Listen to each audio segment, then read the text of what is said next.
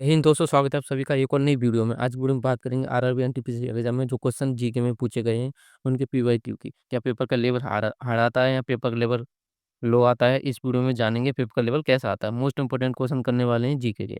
तो चलिए वीडियो को स्टार्ट करते हैं और ये वीडियो का 5वां पार्ट होने वाला है। 4 वीडियो ऑलरेडी अपलोड हो चुकी हैं। तो पहला क्वेश्चन है, चुंबकीय फ्लक्स का ऐसा ही मात्रक क्या होता है? ऐसे इकाई क्या होती है चुंबकीय फ्लक्स की? तो चुंबकीय फ्लक्स की ऐसा इकाई होती है वेबर। चुंबकीय फ्लक्स की ऐसा ही मात्रक होता है वेबर। और पास्कल किसका होता है? पास्कल होता है दाब का। दाब का मात्रक पास्कल होता है। हेनरी होता है प्रेरकत्व का मात्रक, हेनरी होता है। और फेरड होता है चुंबकीय धारिता का मात्रक, फेरड। तो उम्मीद है आपको समझ गई होंगी इस क्वेश्चन को। तो बढ़ते हैं नेक्स्ट क्वेश्चन की तरफ। भगवत गीता का सर्वप्रथम अंग्रेजी में अनुवाद किसके द्वारा किया गया था? तो भगवत गीता का सर्वप्रथम अंग्रेजी में अनुवाद चार्ल्स विल्किंस के द्वारा किया गया था। तो option number B right answer हो जाएगा। तो बढ़ते हैं नेक्स्ट क्वेश्चन की तरफ। नेक्स्ट क्वेश्चन है, लखनऊ में 1857 के विद्रोह का नेतृत्व किसने किया था? तो लखनऊ में 1857 के विद्रोह का नेतृत्व बेगम हजरत महल के द्वारा किया गया था। तो option number B right answer हो जाएगा। बढ़ते हैं नेक्स्ट क्वेश्चन की तरफ। भारत के मुख्य चुनाव आयुक्त का कार्यकाल कितना होता है? तो भारत के मुख्य चुनाव आयुक्त का कार्यकाल होता है 65 ईयर्स। यानी कि उसकी उम्र 65 ईयर हो गई हो या 6 साल हो गई हो, इन दोनों में से जो भी पहले हो जाएगा उसी को वह उसका शासन उसका कार्यकाल समाप्त हो जाएगा। यानी कि इसकी 6 वर्ष कार्यकाल हो गया हो या उसकी उम्र 65 वर्ष हो गई हो। तो option number C right answer हो जाएगा, 6 वर्ष या 65 वर्ष की आयु पूरी होने तक। तो उम्मीद है आप समझ गए होंगे। तो नेक्स्ट क्वेश्चन है, स्वेज नहर। स्वेज नहर जो वाणिज्य के लिए अत्यंत महत्वपूर्ण है, निम्न में से किस देश में बनाई गई थी? तो स्वेज नहर मिस्र में बहती है, आपको भी पता है। स्वेज नहर मिस्र में बहती है और यह स्वेज नहर भूमध्य सागर और लाल सागर को आपस में जोड़ती है। स्वेज नहर एक जल संधि भी है जो भूमध्य सागर और लाल सागर को आपस में जोड़ती भी है। तो यहाँ पे मैंने लिखा भी है आपके लिए, स्वेज नहर भूमध्य सागर और लाल सागर को आपस में जोड़ती है, मिस्र में स्थित है और सिनाई प्रायद्वीप को मुख्य भूमि से अलग करती है। तो आप समझ गए होंगे इस क्वेश्चन को। और ये वीडियो आपको अच्छी लग रही है तो वीडियो को लाइक जरूर कर देना और चैनल को सब्सक्राइब जरूर कर देना, क्योंकि आपको एक सब्सक्राइब बहुत मोटिवेट करता है वीडियो बनाने के लिए। तो बढ़ते हैं नेक्स्ट क्वेश्चन की तरफ। नेक्स्ट क्वेश्चन है, क्रायोजेनिक इंजन में ईंधन के रूप में इनमें से किसका उपयोग किया जाता है? तो क्रायोजेनिक इंजन में ईंधन के रूप में तरल ऑक्सीजन और तरल हाइड्रोजन का उपयोग किया जाता है। तो ऑप्शन नंबर भी राइट आंसर होगा, तरल ऑक्सीजन और तरल हाइड्रोजन का उपयोग किया जाता है क्रायोजेनिक इंजन में। तो ये क्वेश्चन डायरेक्ट आने वाले हैं आपके एग्जाम में। इनमें कोई डिस्क्राइब की जरूरत नहीं होती है ऐसे क्वेश्चनों को। ये क्वेश्चन डायरेक्ट पूछे जाते हैं। जैसे ये क्वेश्चन है, भारत का राष्ट्रीय पुस्तकालय कहाँ स्थित है? तो भारत का राष्ट्रीय पुस्तकालय कोलकाता में स्थित है। तो option number A right answer हो जाएगा। तो देखते हैं नेक्स्ट क्वेश्चन को। नेक्स्ट क्वेश्चन है, निम्न में से कौन सा कंप्यूटर वायरस दस्तावेज की फॉर्मेटिंग को नुकसान पहुंचाता है और इसे एडिट करने की अनुमति नहीं देता है? तो जो दस्तावेज को नुकसान पहुंचाता हो, एडिट करने की अनुमति नहीं देता, उसको कहते हैं मैक्रो वायरस।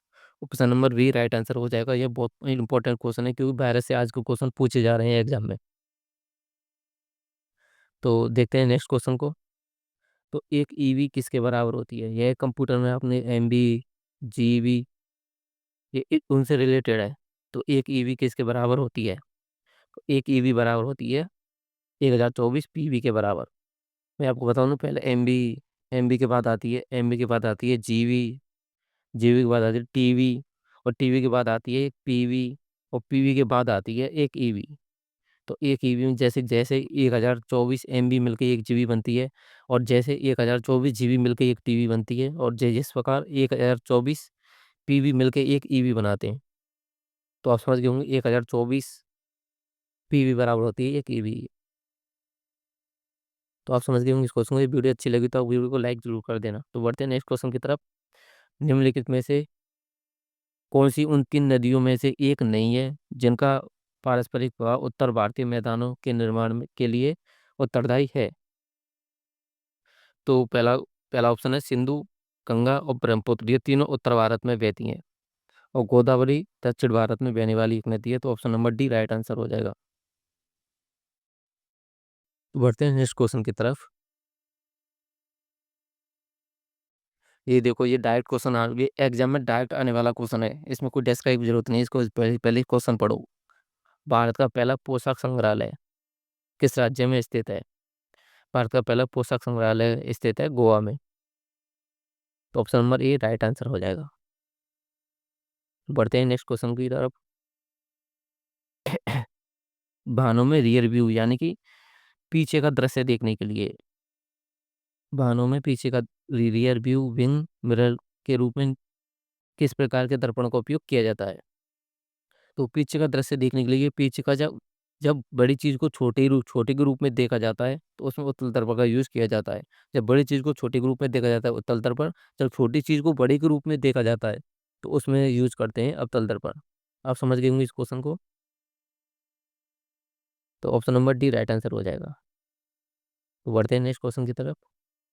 निम्नलिखित में से कौन सा सार्वजनिक क्षेत्र का उद्गम महारत्न श्रेणी में आता है?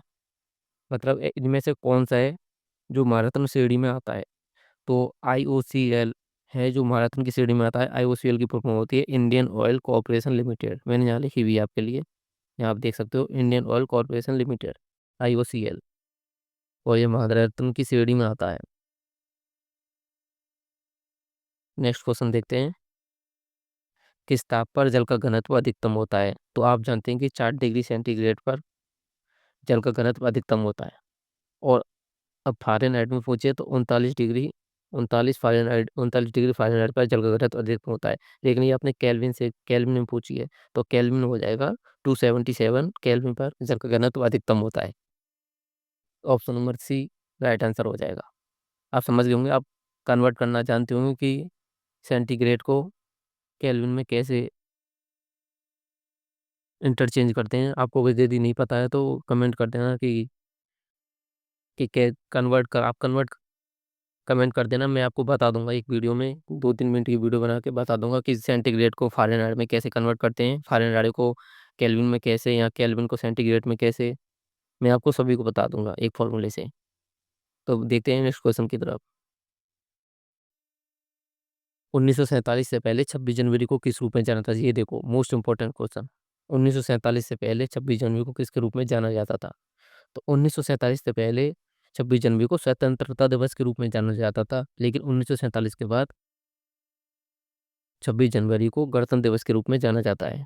इसको आपको याद कर लेना, बहुत ही मोस्ट इंपोर्टेंट क्वेश्चन है, डायरेक्ट आने वाला क्वेश्चन पेपर में। नेक्स्ट क्वेश्चन है, प्रधानमंत्री उज्ज्वला योजना का शुभारंभ कब हुआ? तो प्रधानमंत्री उज्ज्वला योजना का शुभारंभ 1 मई 2016 में हुआ था। ये आपको ये योजना भी याद करनी है। क- जैसे नरेंद्र मोदी के द्वारा स्वच्छता अभियान कब शुरू हुआ? स्वच्छता अभियान हुआ था 2 अक्टूबर 2014 में। ये आपको योजना, ये कब प्रारंभ हुई ये योजना, ऐसे याद कर लेनी है। और अभियान तो ये एग्जाम में पूछी जाती है बार बार। नेक्स्ट क्वेश्चन है, किसी भी विधेयक को धन विधेयक घोषित करने का निर्णय कौन लेता है? तो किसी विधेयक को धन विधेयक घोषित करने का निर्णय सिर्फ लोकसभा का अध्यक्ष लेता है, जैसे स्पीकर कहते हैं। लोकसभा का अध्यक्ष किसी विधेयक को धन विधेयक घोषित कर सकता है और वह निर्णय लेता है कि धन विधेयक है या नहीं है। तो option number D right answer हो जाएगा। तो देखते हैं नेक्स्ट क्वेश्चन की ओर। निम्नलिखित में से किसका निर्माण सम्राट अकबर ने नहीं कराया था? तो अकबर ने आगरा किला बनवाया था, फतेहपुर सीकरी बनवाया था और बुलंद दरवाजा बनवाया था। लेकिन जामा मस्जिद अकबर के द्वारा नहीं बनवाई गई थी, ये बनाई थी शाहजहां के द्वारा।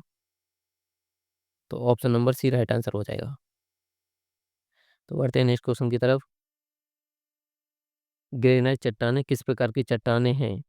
तो ग्रेनाइट में रूप में आती हैं आग्नेय चट्टान, यानी कि आग्नेय चट्टान के उदाहरण है ग्रेनाइट चट्टान। आप जानते होंगे चट्टान 3 प्रकार की होती है, ग्रेनाइट और चट्टान 3 प्रकार की होती है, आग्नेय, अवसादी और कार्यांतरित चट्टान। और ये कार्यांतरित चट्टान होती हैं जो उच्च ताप और दाब पर उच्च और ताप और दाब पर और आग्नेय और अवसादी के द्वारा ही बनाई जाती हैं आग्नेय चट्टान। तो देखते हैं नेक्स्ट क्वेश्चन की तरफ।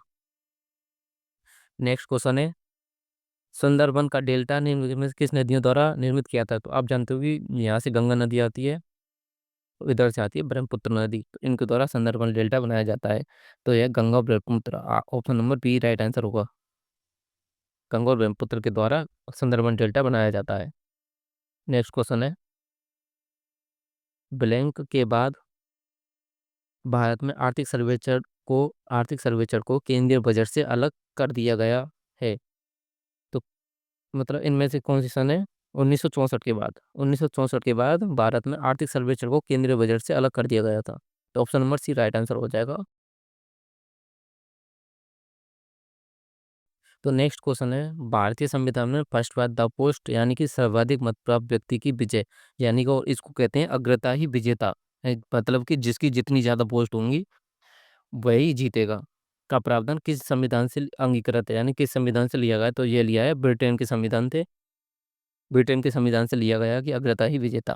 पेपर में ऐसे भी पूछ सकता है, यानी कि यहाँ यूँ पूछ सकता है कि सर्वाधिक मत प्राप्त व्यक्ति की विजय किस संविधान से ली गई है? तो ये ली है ब्रिटेन के संविधान से। तो option number C right answer हो जाएगा। बढ़ते हैं नेक्स्ट क्वेश्चन की तरफ। तो ये नृत्य से एक क्वेश्चन है, मधुरी नृत्य। मधुरी लोक नृत्य किस राज्य में प्रचलित है? तो मधुरी मधुरी लोक नृत्य तेलंगाना में प्रचलित है। तेलंगाना के वो बहुत मोस्ट इम्पोर्टेंट नृत्य हैं, जैसे कि ये फेस्टिवल है, ये तो जैसे वनालू बतुकम्मा, ये क्वेश्चन पेपर में अक्सर पूछे जाते हैं। तो नेक्स्ट क्वेश्चन है, हरी मटर का वैज्ञानिक नाम क्या है? हरी मटर का वैज्ञानिक नाम है पाइसम सटाइवम, और ऑप्शन नंबर बी देखो पाइसम सटाइटम। नेक्स्ट थोड़ा सा अंतर है, बहुत वैसे इसमें ही मात खा जाएंगे। तो option number A right answer होगा, पाइसम सटाइवम हरी मटर का वैज्ञानिक नाम है। नेक्स्ट क्वेश्चन है, अहमद शाह अब्दाली भारत में किस एशियाई देश से आए थे? अहमद शाह अब्दाली आए थे अफगानिस्तान से। तो option number C right answer हो जाएगा। और बढ़ते हैं नेक्स्ट क्वेश्चन की तरफ। नेक्स्ट क्वेश्चन है, तुलनात्मक स्वभाव के सिद्धांत के प्रतिपादन का श्रेय इनमें से किस लोकप्रिय हस्ती को जाता है? तो ये क्वेश्चन आप देख सकते हो, ये क्वेश्चन डायरेक्ट पूछे जाने वाला क्वेश्चन है। तुलनात्मक स्वभाव के सिद्धांत यह किसने दिया था? यह दिया था डेविड रिकार्डो के द्वारा। डेविड रिकार्डो के द्वारा तुलनात्मक स्वभाव का सिद्धांत दिया गया था। नेक्स्ट क्वेश्चन है, भारत किस पर संयुक्त राष्ट्र संघ में शामिल हुआ था? तो भारत संयुक्त राष्ट्र संघ में, यूनाइटेड नेशन में कब शामिल हुआ था? 1945 में। Option number A right answer हो जाएगा। भारत 1945 में संयुक्त राष्ट्र में शामिल हो गया था। और अब ये भी आपके क्वेश्चन खत्म हो चुके हैं, और आपके लिए ये थैंक्स, यदि आपने इस क्लास को पूरा कर लिया है तो। और आपको कमेंट करके बताना है कि वीडियो आपको कैसी लगी, और चैनल को सब्सक्राइब जरूर कर लेना, और वीडियो को लाइक जरूर कर देना। आपका एक सब्सक्राइब हमें बहुत मोटिवेट करता है वीडियो बनाने के लिए। तो मिलता हूँ आप सब नेक्स्ट वीडियो में, और कमेंट करके जरूर बताना आपको ये वीडियो कैसी लगी, खराब या मेरा बोलने का तरीका कैसा था, कुछ भी आपको एनीबॉडी समवन एल्स आपका जो भी कमेंट हो आप कमेंट करके जरूर बताना। तो मिलता हूँ आपसे नेक्स्ट वीडियो में।